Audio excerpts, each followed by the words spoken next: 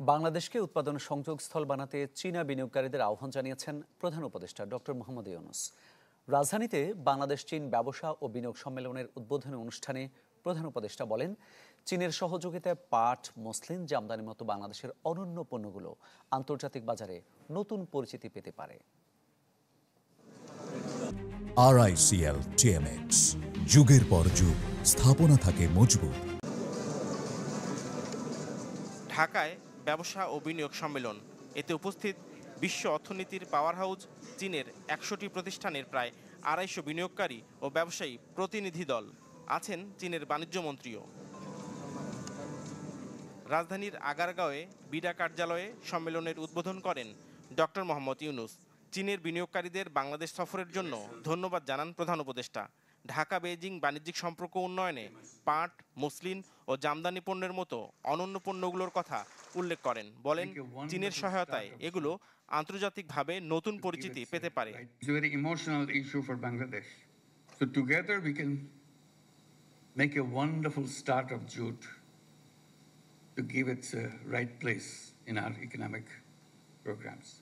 And thank you for paying attention to it.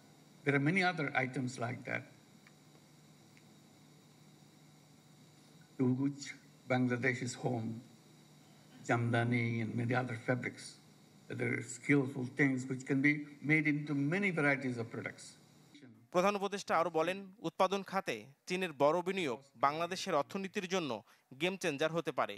সম্ভাব্য বিনিয়োগের খাতগুলো হতে পারে তৈরি পোশাক, জ্বালানি, কৃষি ও তথ্য প্রযুক্তি। Your presence underscores the deepening ties between our two nations and shared commitment to fostering mutual growth and prosperity. Your larger scale investment in Bangladesh can be a game changer for our economy. Tens of millions of our young workforce who desperately need good jobs express the skill and tenacity they have in making a mark in history. চীনা বিনিয়োগকারী ও ব্যবসায়ীদের বাংলাদেশের সম্ভাবনার কথা বলতে গিয়ে doctor Yunus বলেন, এদেশের তরুণ জনশক্তি কাজে যোগ দিতে প্রস্তুত আছে। নাফিউল ইসলাম লিংকন, চ্যানেল 24, ঢাকা।